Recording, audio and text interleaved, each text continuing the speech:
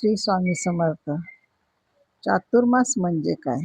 चातुर्मास हे 4 महिन्याचं आध्यात्मिक आषाढी एकादशी ते कार्तिकी एकादशी पर्यंतचा हा पवित्र आध्यात्मिक प्रवास असतो. चातुर्मासात आपण काय करायचे, काय करू नये, कोणती पूजा करावी, काय करावं, ही सगळी माहिती मी तुम्हाला या व्हिडिओमध्ये देणार आहे. चातुर्मास. चातुर्मास म्हणजे काय? चातुर्मास म्हणजे हिंदू धर्मातील 4 पवित्र महिन्यांचा कालावधी. चातुर म्हणजे 4 आणि मास म्हणजे महिने.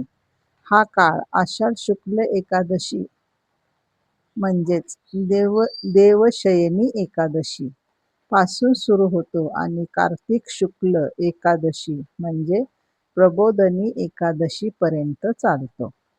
अशी श्रद्धा आहे की या 4 महिन्यात भगवान श्री विष्णू योग निद्रेत जातात.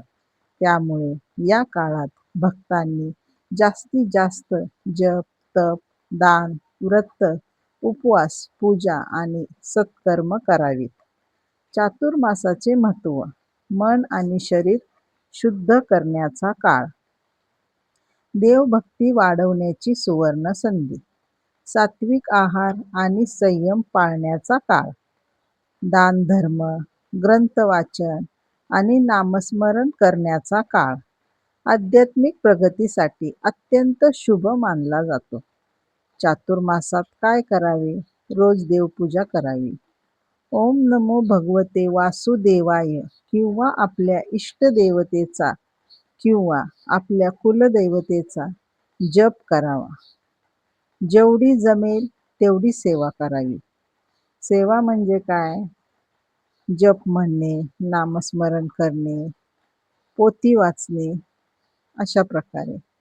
भगवद्गीता, रामायण, शिवलीला अमृत, गुरुचरित्र किंवा इतर पवित्र ग्रंथाचे वाचन करावे. गरजू लोकांना अन्न, वस्त्र किंवा दान द्यावे.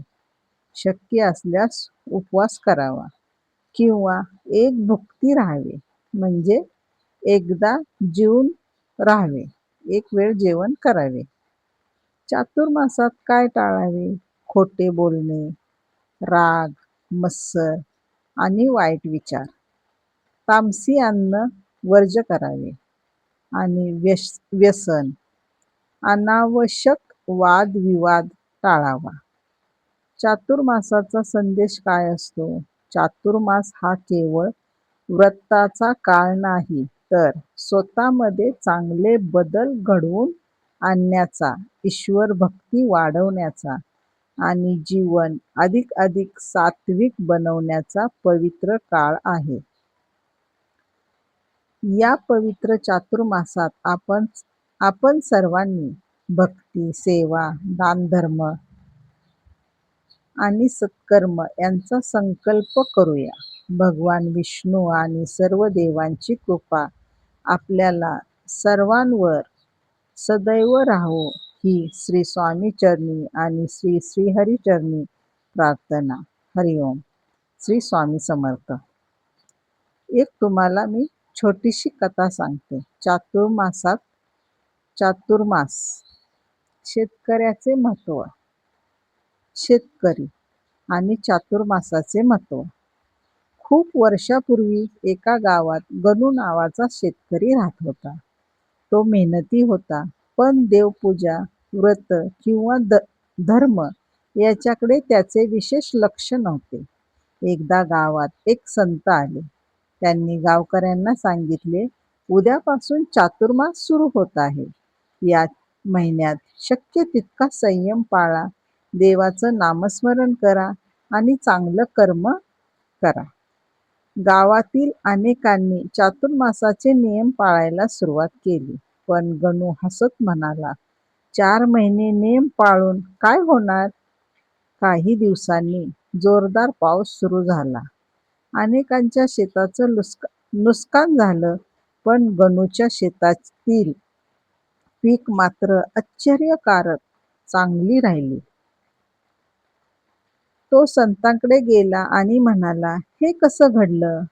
संत हसून म्हणाले, देव चमत्कार दाखवण्यासाठी नाही, तर माणसात चांगुलपणा जागवण्यासाठी चातुर्मास देतो. या काळात मन शुद्ध होते, संयम वाढतो, दया, सेवा आणि भक्ती वाढते. याच पुण्यकाळाचा आशीर्वाद जीवनात वेगवेगळ्या रूपाने मिळत असतो. त्या दिवसापासून गणूने दरवर्षी चातुर्मासात नामस्मरण, दान, सत्संग आणि साधना सुरू केली. त्याच्या जीवनात शांतता, समाधान आणि आनंद वाढत गेला. तर या कथेचा बोध काय आहे? चातुर्मास म्हणजे फक्त उपवास करण्याचा काळ नाही, तो आपल्या मनाला शुद्ध करून चांगल्या सवयी लावण्याचा, देवभक्ती वाढवण्याचा आणि जीवन अधिक सुंदर बनवण्याचा पवित्र काळ आहे. तर माझ्या श्री स्वामी समर्थ भक्तांनो, भगिनींनो किंवा दादांनो, तुम्हाला आता समजलं असेल चातुर्मास म्हणजे काय. श्री स्वामी समर्थ. तुम्हाला जर माझं हे माहिती आवडली असेल तर माझ्या चॅनलला सबस्क्राईब करा आणि पुढील व्हिडिओ जरूर बघा. श्री स्वामी समर्थ.